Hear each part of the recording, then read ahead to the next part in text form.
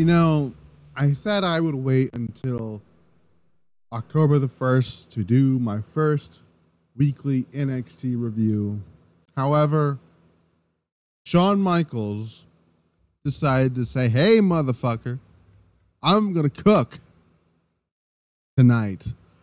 What is going on, Misfit Nation? Welcome back to episode 199 of the podcast. Yes, that number is big because on Friday, we have episode 200 of the podcast. Very excited about that. I'll talk about that at the end of the show. Please hit the like button. Please hit the subscribe button. youtube.com/@MisfitWrestlingPodcast, as well as the social medias. Pile Driver Pulse on Twitter or X, whatever the fuck you want to call it. Misfit Wrestling Pod on Instagram. Follow the social outlets. The audio outlets for where the Pile Driver Pulse show is up on Sundays. Spotify, iHeartRadio, Amazon, Pandora, and Audible.com. My God, this show, I don't know what it was about this show particularly that I loved, but Shawn Michaels is restoring the feeling. And I said this on Twitter earlier, and probably a lot of people, mainly AEW fans, are probably the ones who are going to get salty at what I just tweeted, but I don't give a shit about you AEW fans. Like, you aren't really my demographic at this point anymore, because you guys will take fucking hands over fists for anything that Tony Khan and his lazy ass company will hand you. Just like that casino gauntlet match, another one in the span of 6 months, a fourth one in the span of 6 months. Go fuck yourself. I said straight up, Raw and NXT are the best shows during the week. And it's true. AEW has not been the greatest show that it used to be anymore. Sorry. I'm not falling for that shit anymore. But I am going to talk about this show because this show was awesome. My God.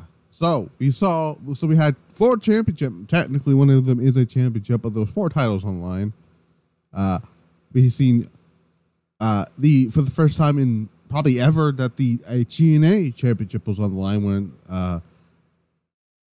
almost fucking Alexander Rusev. I don't know why. Jordynne Grace defended the TNA Knockouts Championship, but the show opened commercial free for 30 minutes, which I thought was pretty cool. I think they may actually do a commercial free for 30 minutes on SmackDown. Who knows? But we had Nathan Frazier and Axiom defending the NXT Tag Team titles against the Street Profits. It was originally supposed to be the Rascals. I don't know what happened there with the Rascals, but the Rascals, though we do have something added to the Chicago show with Zachary Wentz. I'll talk about that in just a little bit. But this match, I thought this was a really good, solid match here. However, we didn't get a decisive finish here. I'm going to go straight to the end here. But Dawkins and Axiom ended up tagging in. The Profits ended up double teaming Axiom. Ford tags back in, and Axiom ascends to the top rope. Then hits a crossbody. Frazier, Nathan Frazier gets tagged in. Then connects a 450 splash, goes for the pin. Ford was able to kick out. Axiom tags in, double teams on Ford with Nathan Frazier. Dawkins was able to tag back in. Axiom catches him with a Spanish fly. Looks great.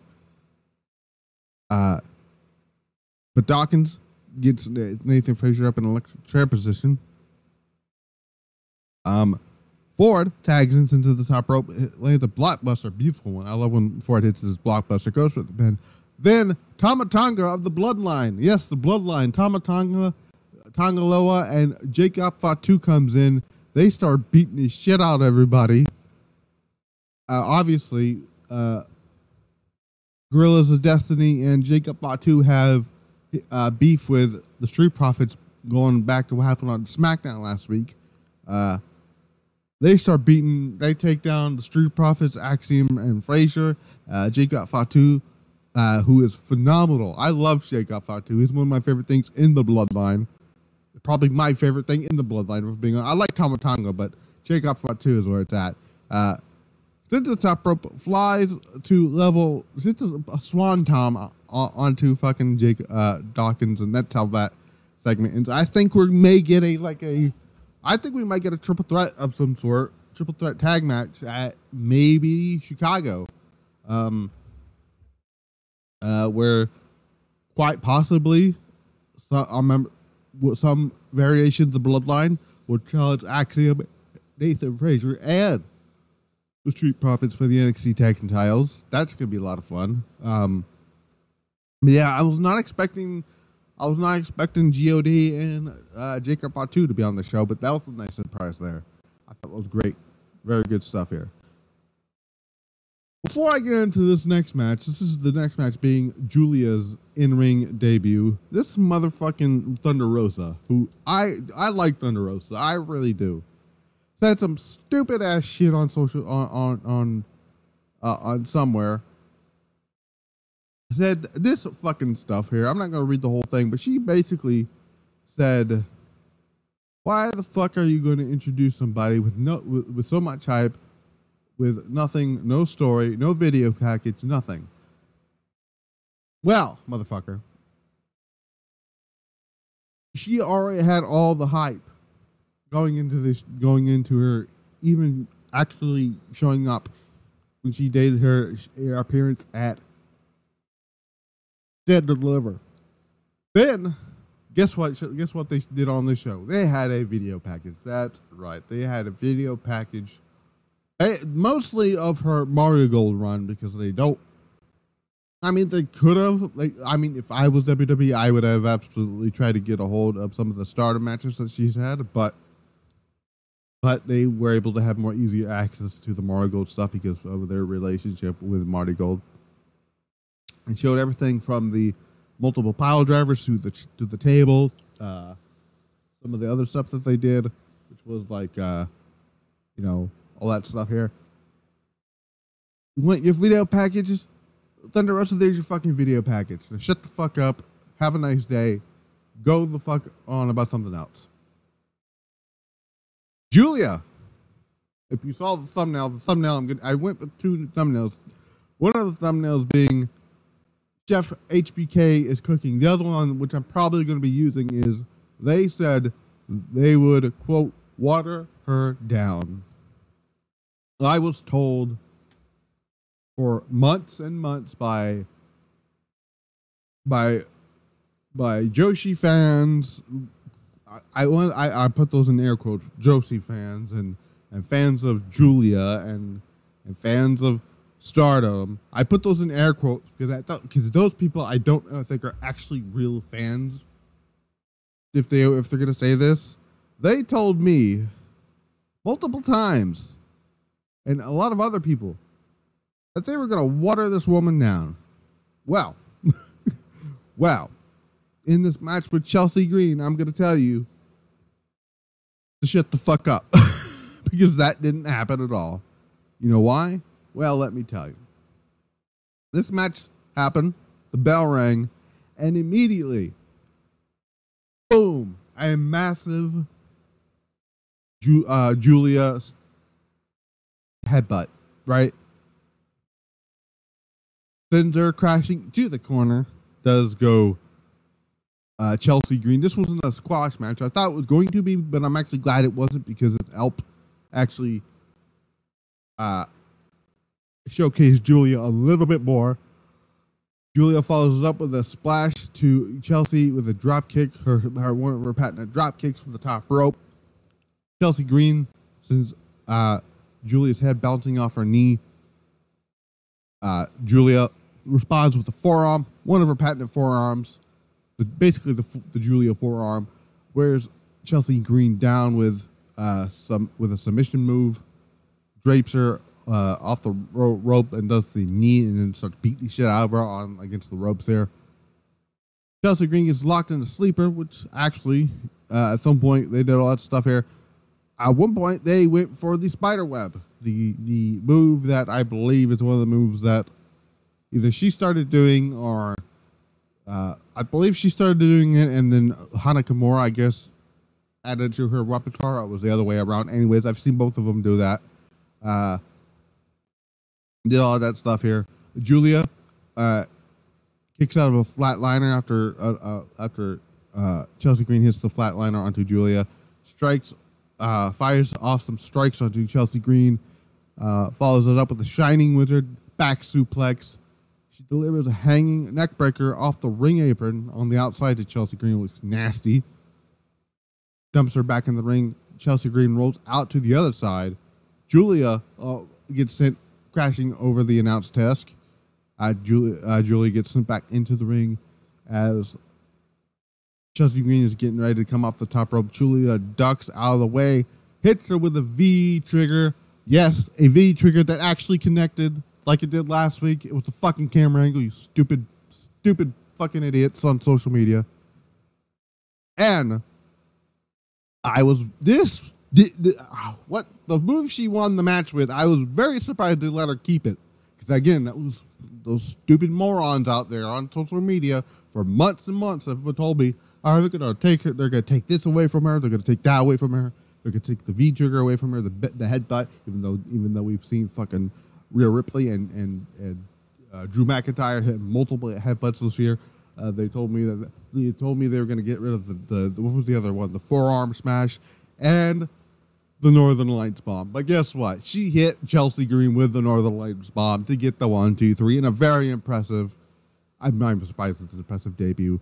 They rolled out the red carpet for this woman. She looks like a superstar. She's going to be the NXT Women's Champion coming out of Chicago in a few weeks, as she gets ready for her championship match, which is gonna fucking smash against Roxanne Perez. But yeah, hell of a first showing in WWE for Giulia. I'm just like telling you guys right now, the people who bitched and moaned and complained about, oh, they're gonna water her down, motherfucker, she's gonna be fine. Shut the fuck up and enjoy the show. If not, go fuck somewhere else to watch the other shit that you like. Fuck out of here with that bullshit. Anyway, on to the next. Sound like ghost hunters. On to the next there. So we had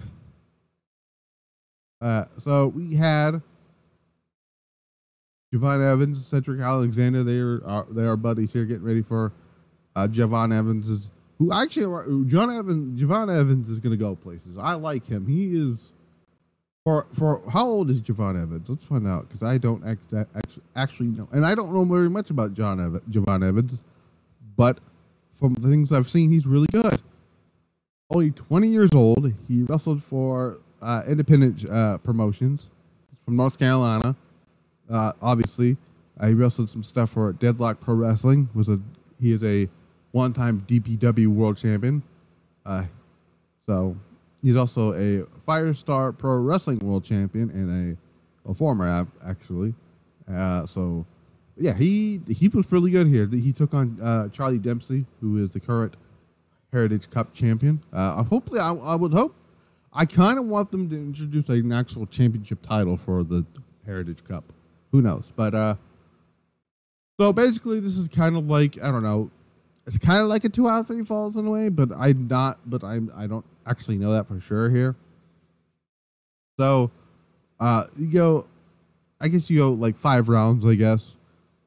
So, you know, I'm not going to even try to explain these rules here, because I still don't understand the rules of the Heritage Cup here. But the match ended with a distraction here. We saw the return of Tavon Heights, who did very well in the N1 tournament over there in Pro Wrestling Noah. He came back from there. I believe Josh Briggs might have came back as well. But yeah, to me, Tavon Heights, who got the seal of approval from Hall of Famer Great Muta, did some good stuff. He hit a belly to belly onto Javon Evans, throws him back into the ring. Charlie Dempsey pins Javon Evans for the win, which ends up a 2-1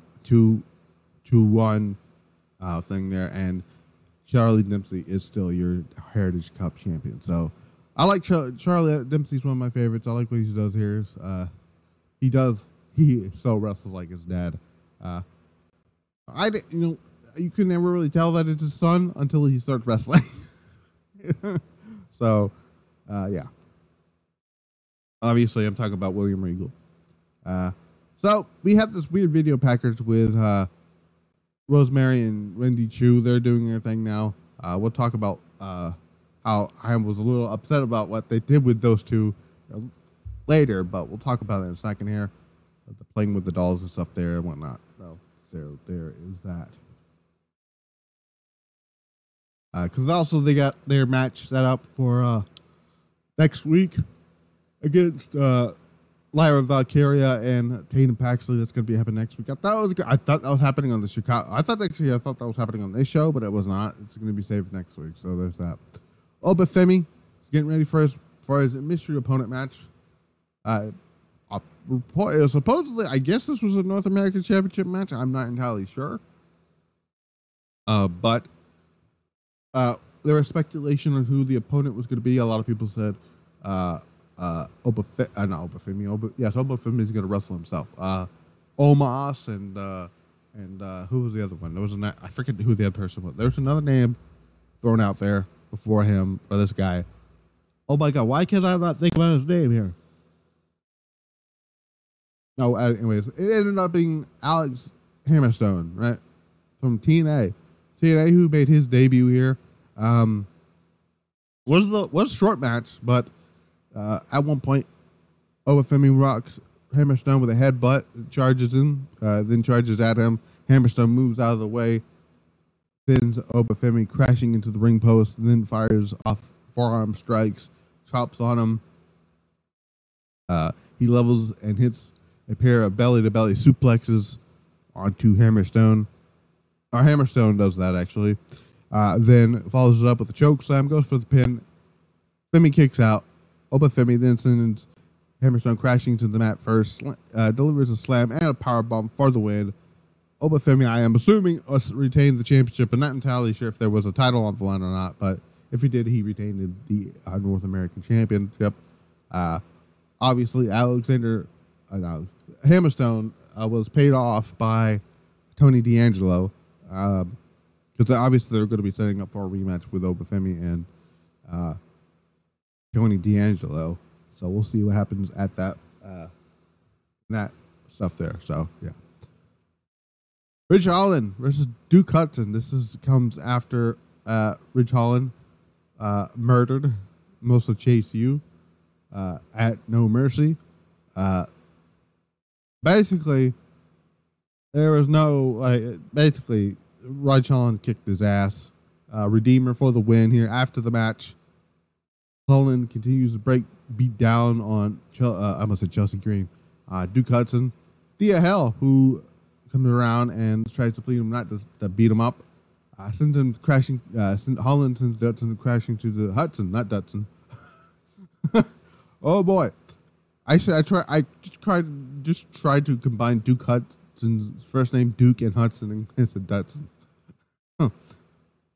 Holland sends Hudson crashing. Holland sends crash. I'm gonna get it. Holland sends Hudson crashing through one of the barricades. I got it. Okay. Then uses it to hit Holland with it. And then basically he's a second Redeemer on the barricade. Medical officials come to check out Holland. Hudson. Well, I don't know why it says Holland. Hudson's the one who got his ass kicked. What? I don't know why this was written down like this. I'm sorry. We come back from break, because I believe this is the first time we've gotten a break here. Wesley ends up taking the mic from Vic Joseph's headset, tells Zachary Wentz that he's responsible for taking out Trey Miguel, which I guess so.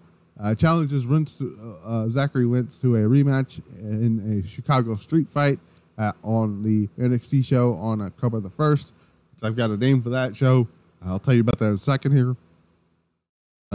So we got three matches confirmed for the Chicago show. We'll talk about that show in just a little bit here, and next week's NXT, which I may or may not review next week. I'll let you guys know. But this show was fire. I had to review the show. So Jordynne Grace had her open challenge match for the NXT, the TNA Knockouts Championship, A lot of people were wondering what it was. Names being thrown out there. One of them was being Delta. They were debuting Delta. We'll see when she'll be able to debut there, but it wasn't her. There's a few other names that are being thrown out there. Stephanie Vicaire. I just think Stephanie Vicaire is going to be showing up maybe at the St. Louis show, maybe at the Chicago show, whatnot. I don't know. However, by the way, before this match took place here, before this match took place, while she was walking to the ring, Jordynne Grace ran into had a stare down with Giulia, and I saw that. I'm like, yes, give me that, please. Give me that match all day and every night, please. Thank you. But it ended up being Sol Ruca, and I was fine with that. I was fine with that. I like Sol Ruca. The match I was cooking a little bit here, and then it was ruined. So Sol Ruca gets kicks out of all of the stuff that was being handed to her by Jordynne Grace. As soon as Jordynne Grace crashing out in the ring, Ruca delivers a moonsault off the rope to the level.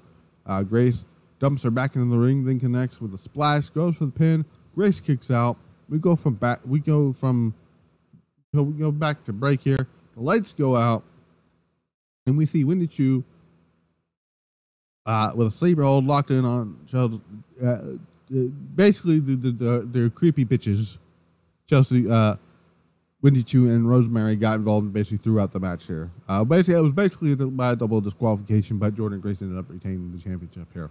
I was liking this match up until the finish. That was one of the things I didn't like about the show, was that thing there. The Wendy Choo gimmick's got to go. I like Karen Q, but I don't think this gimmick is working for me. This dark character is not working for me. So I much prefer her being a 1,000-year-old dragon, a lady, than I'm very sleepy. I'm just super sleepy, but I'm just going to put dark makeup on, whatever. We're inside Ava's office as Ava is congratulating Giulia on her win with Funaki, who tries to, translate here. Roxanne Perez interrupts and begins running her mouth about Giulia, jumping in the line to get a shot at the NXT Women's title. Giulia tells Roxanne that, you're scared, and you should be. And it's basically Giulia calling Roxanne pussy, which I thought was great, and I fucking LOL'd at that.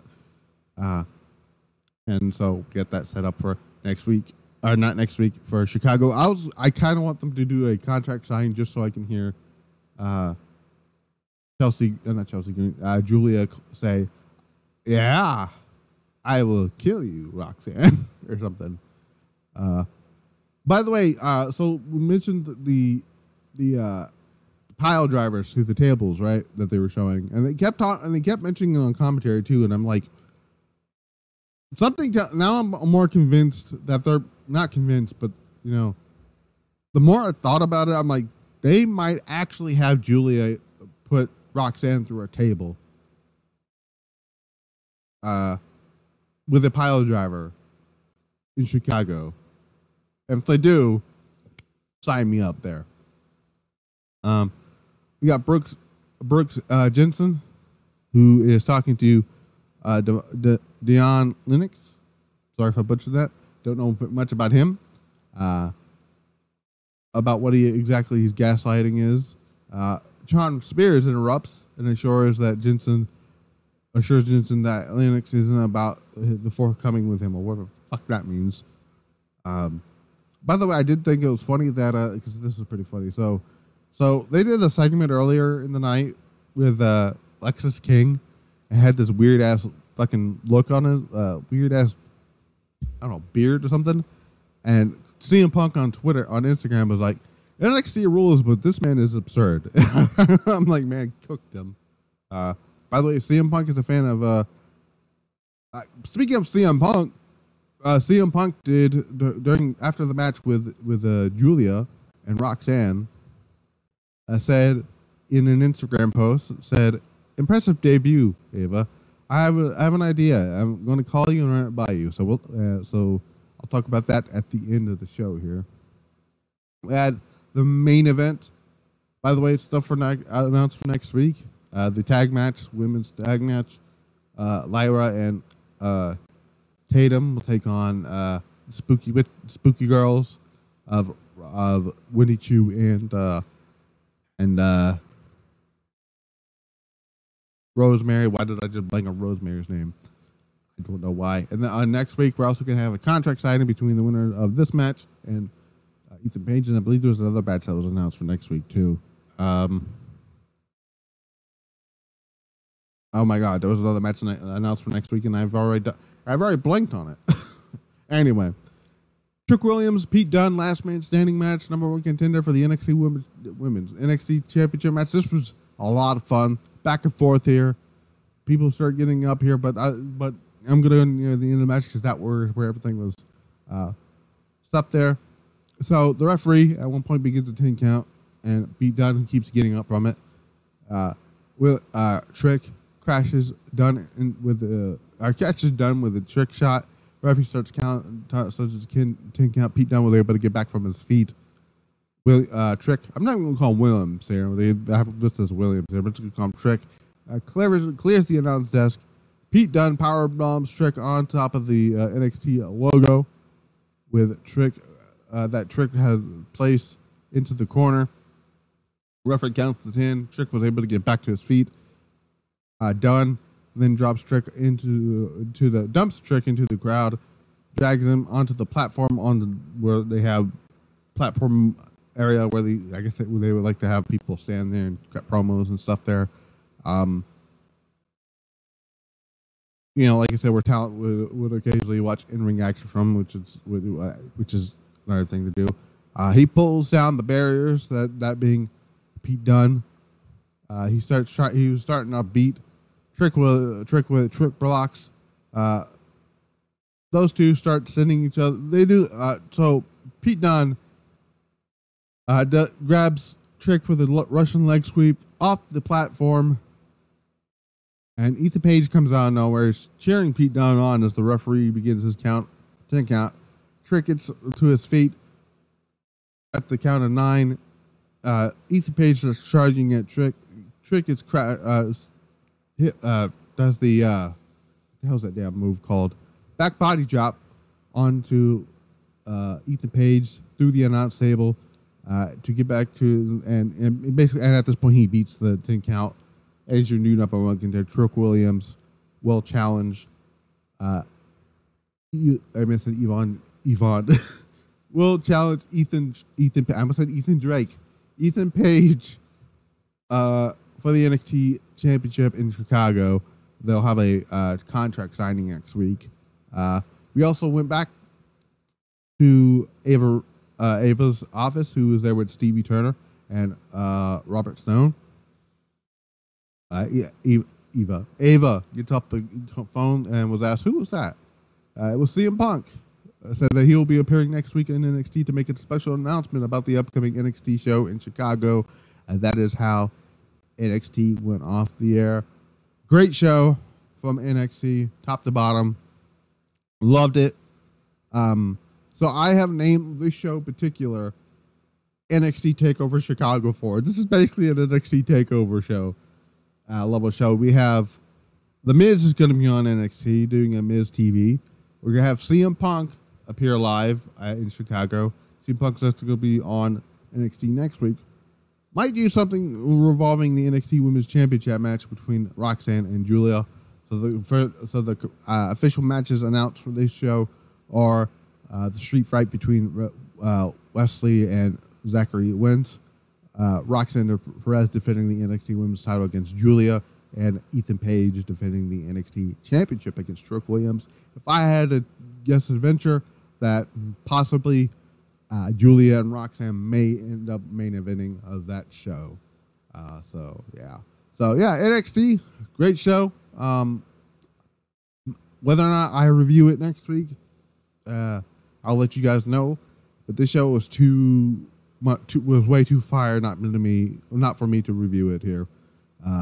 Episode 199 Friday Night SmackDown, the season premiere on USA Network, possibly going to get a 30-minute commercial-free hour, maybe get an hour commercial-free. Who knows? We got the tag match, which I forgot to mention on the SmackDown review last week. Or not the SmackDown review, on the review, the Apollo Drop Pulse. It's going to be, who is it? Oh my God, what is his name? It's going to be Kevin Owens and the mystery partner taking on A-Town Down Under there. It's probably going to be Randy Orton. It's going to be the partner there. We also got Andrade versus Carmelo Hayes. They are tied 2 wins apiece in their best of 5. I bet technically this is the best of 5, best of 7, best of 5, whatever. There, and then we got the unfortunate championship title match between Solo Sikoa challenging Cody Rhodes, a steel cage match for the WWE title. That's going to be on the first Raw of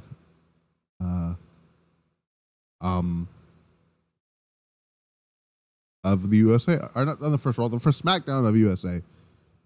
Since the move here to finish off WWE Week on USA. Right now, what's airing on the USA Network is the Bray Wyatt Becoming Immortal documentary. So, guys, if you want to go watch that. If you don't want to watch the one, watch it with the commercial breaks, just watch the one on Peacock. So, yeah. I will see you guys back here for episode 200. Yes, 200. SmackDown. We'll see what happens there. I honestly thought that the Stardom show on Saturday was going to be my 200th episode. Nope, it's going to be SmackDown, which I'm perfectly fine with.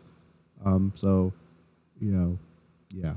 But if I don't get to SmackDown, then the Stardom show is absolutely going to be my 200th episode. But until then, we're out.